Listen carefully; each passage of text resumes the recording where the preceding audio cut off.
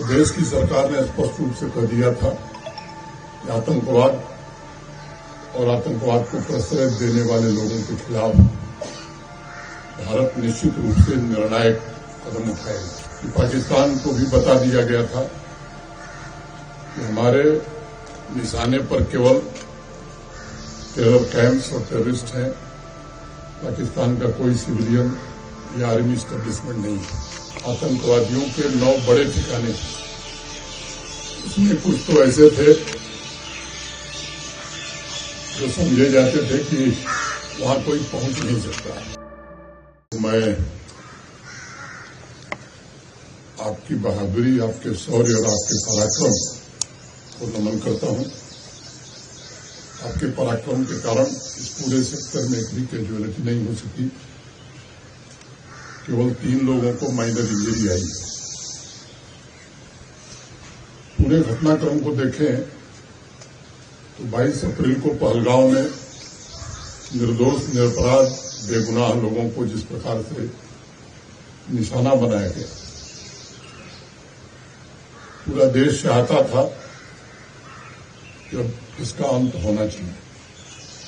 और देश की सरकार ने स्पष्ट रूप से कह दिया था कि आतंकवाद और आतंकवाद को प्रश्रय देने वाले लोगों के खिलाफ भारत निश्चित रूप से निर्णायक कदम उठाएगा। आप में से अनेक लोगों को मालूम है कि पाकिस्तान को भी बता दिया गया था कि हमारे निशाने पर केवल टेरर कैंप्स और टेररिस्ट हैं, पाकिस्तान का कोई सिविलियन या आर्मी स्टैब्लिशमेंट नहीं है। 6 और 7 की रात को सबसे बहादुरी का काम हमारे इसी 15 और 16 कोर के लोगों ने किया। भारत की तीनों सेनाओं ने मिलकर आतंकवादियों के 9 बड़े ठिकाने, उसमें कुछ तो ऐसे थे जो समझे जाते थे कि वहां कोई पहुंच नहीं सकता है। तो जिस सटीकता के साथ, समन्वय के साथ और संवेदनशीलता के साथ, संवेदनशीलता में जानबूझ करके जोर देके कह रहा हूं, भारत की सेना ने, भारत के सैनिकों ने संवेदनशीलता को बराबर बनाए रखा, नहीं तो ज्यादा क्षति हो सकती है। कोई सिविलियन या कोई आर्मी स्टैब्लिशमेंट भारत के निशाने पर नहीं था। आतंकवादियों और आतंकवादियों के कैंपों को जब निशाना बनाया गया तो पाकिस्तान ने समझ लिया कि आतंकवाद के खिलाफ नहीं, ये हमारे खिलाफ युद्ध है। और उसने फिर वो दुस्साहस किया जिसका 7 की रात को, 8 की रात को, 9 की रात को जिस प्रकार से हमारी तीनों सेनाओं ने समन्वय के साथ मिलकर के जवाब दिया। पूरी दुनिया ने देखा है भारतीय सेनाओं की बहादुरी को। और तब वो पूरी दुनिया में घूम घूम करके गुहार लगाना शुरू किया उसने। इस बार हम नस्तनाबूद हो सकते हैं, इसलिए बीच बचाव किया जाए। बस को आप सब जानते हैं 3:35 के आसपास 2 घंटा पहले ही डीजीएमओ पाकिस्तान ने रिक्वेस्ट किया था भारत के डीजीएमओ से। वो किसी बैठक में थी, 3:35 पर बात हुई। हम युद्ध के समर्थक कभी नहीं है, हम शांति से जीना चाहते हैं। आज दुनिया की हम 5वीं बड़ी अर्थव्यवस्था है और कुछ दिनों में 4थी बड़ी अर्थव्यवस्था बनना चाहते हैं। हम एक विकसित भारत का सपना लेकर के चल रहे हैं, लेकिन पड़ोसी जो है वो केवल कर्ज के आधार पर मानवता को ही समाप्त करने पर उतारू है। मैं समझता हूं जो जवाब दिया गया है शायद उसे सबक मिल गई होगी। पाकिस्तान के अंदर ऐसा कुछ भी नहीं है जो भारत की सेनाओं के जद में नहीं है।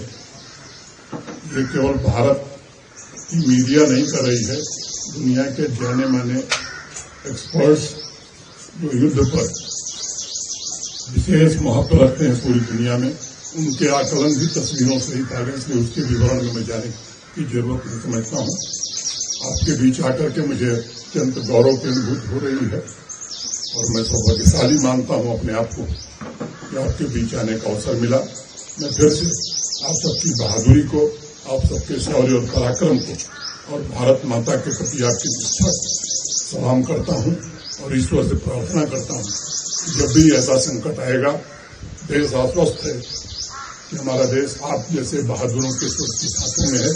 इतनी ही बात करके आप सबको हृदय से धन्यवाद देते हुए अपनी बात पूरी करता हूं। भारत माता की, भारत माता की, भारत माता की। जैन साहब, हवलदार हरके साधो 25 ग्रेनेड साहब। जैन साहब, जैन साहब, ग्रेनेडियर सर्वेश सिंह साहब 25 ग्रेनेडियर। सिपाही जागृत सिंह स्वामीनारायण साहब। जैन साहब, हवलदार अरुण कुमार स्वामीनारायण साहब। जैन साहब, 89 BSF। जैन साहब, कांस्टेबल अतुल ध्यानी 89 BSF। जैन साहब, Stop! All our Pakistani signal.